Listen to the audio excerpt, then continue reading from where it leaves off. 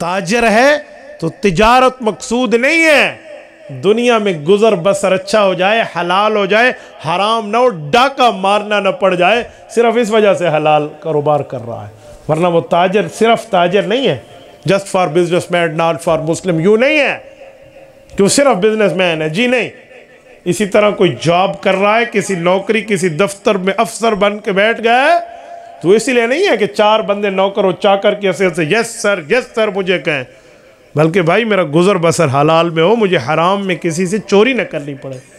تو مقصود کیا ہے؟ مقصود اللہ کی بات ہے، رسول اللہ کی بات ہے، مقصد یہ ہے۔ ورنہ مجھے ایمان سے بتاؤ، یہ جو آج کل ایک نیریٹو چلتا ہے کہ جس گھر میں بھینس ہو، کیوں رکھتے ہو بھینس، باہر سے دودھ ملتا ہے، یہ زناکاری کی دعوت ہے۔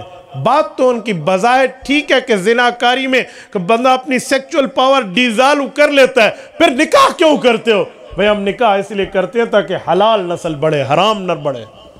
تو بھائی ہم دنیا میں کماتے اسی لیے ہیں کہ دنیا اچھی گزرے، مجھے چوری نہ کرنی پڑے، ورنہ مقصود میرا دین ہے اور ایمان ہے اور مذہب ہے اور اسلام ہے، مقصود تجارت نہیں ہے۔ تجارت ضرورت ہے، دنیا میں 4 پیسے کمانا یہ ضرورت ہے، اور ضرورت اور مقصد میں بڑا فرق ہوتا ہے۔ ضرورت جیسے کیسے تیسے گزر گئی سو گزر گئی، اور مقصد یہ نہیں ہے۔ میں مثال دے رہا ہوں، یہاں بیٹھ گیا ہوں نا بیان میں، گفتگو میں، سامنے میری میز ضرورت ہے، اس کا یہ معنی تھوڑا ہے 24 گھنٹے میں اس کو اپنے ساتھ رکھ کے پھروں گا۔ تو بھائی یہ کمانا، یہ دنیا میں جانا، یہ مال بنانا، یہ تجارت کرنا، یہ دنیا کے معاملات کی اٹھک بیٹھک، یہ ضرورت ہے۔ اور الضرورت تتقدر بقدر ضرورہ، ضرورت بھی ضرورت جتنی پوری کی جاتی ہے، ضرورت سے بڑھ کے نہیں کی جاتی۔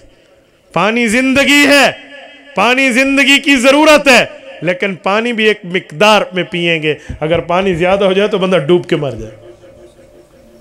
چینی، گھی، آٹا، دالیں، سبزیاں، گوشت، خوراک ہماری ضرورتیں ہیں، لیکن ایک حد تک۔ ایک بندہ 3 روٹیاں کھا سکتا ہے، آپ اسے 50 کھلوا دیں، بچے گا؟ تو بھئی ضرورت سے بڑھ گئی نا۔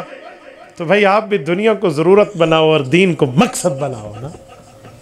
ہم دنیا کو ضرورت، آج دنیا میں اتنا مگن ہو گیا ہے انسان، اسے کہا جی اللہ کے لیے بات سننے آ جا، جواب میں کیا کہتے ہیں؟ آپ کو پتہ نہیں میں تو کاروبار میں مصروف ہوں۔ اور اسے کو کہہ دے بھئی ایک پارٹ ٹائم جاب کرنی ہے، ایک اور دکان کا بوجھ تو اٹھا لے، بڑا منافع بخش تجارت ہے، بڑا اچھا کاروبار ہے، کہے گا ٹھیک ہے یار میں کوئی ٹائم وائم نکال لوں گا۔ تو دنیا کے لیے تجھ سے ٹائم نکلتے اور اللہ کے لیے تجھے موت پڑتی آتے ہوئے، تو نے مقصد کسے بنایا اور ضرورت کسے بنایا؟ لوگ سمجھتے ہیں یہ مولوی پتہ نہیں تاجروں کے پیسے سے چڑھتے ہیں، لعنت ہے اس پہ جو اس معاملے میں چڑھے۔ ہاں ہمیں رشک کرنا چاہیے، تو قرآن کہتے ہیں وَفِي ذَلِكَ فَلْيَتَنَافَسِ الْمُتَنَافِسُونَ۔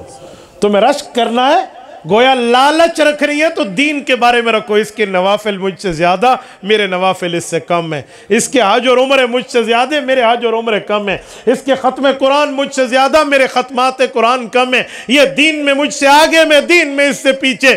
یہ لالچے رکھو اگر رکھنا ہے۔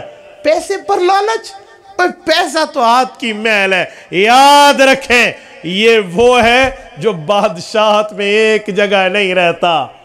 ایک کسی کے پاس جتنا زیادہ پیسہ وہ اتنا زیادہ پریشان ہوتا ہے۔ آپ مجھے بتاؤ، ایک بندے کے پاس 1,00,000 روپے ہو اور ایک کے پاس 1 روپے ہو، اور دونوں جنگل میں رات گزارے، نیند پرسکون کسے آئے گی؟ 1 روپے والے۔ 1,00,000 والا تو اس کی حفاظت کے ہوتی جاگدہ راونا بھی ایک کھول کے سامنے، بابا کوئی چور نہ آ جاوے، میں انہوں بچا لینے اپنے مال نو۔ ترتیب ہے نا، اسے پرسکون نیند نہیں آئے گی۔ پرسکون نیند کسے آئے گی؟ جس کے پاس مال کم ہے۔ تو بھئی آخرت میں بھی حساب لگا لیں، جس کے پاس زیادہ مال ہے، جس کے پاس کم مال ہے، فیصلہ کر لیں۔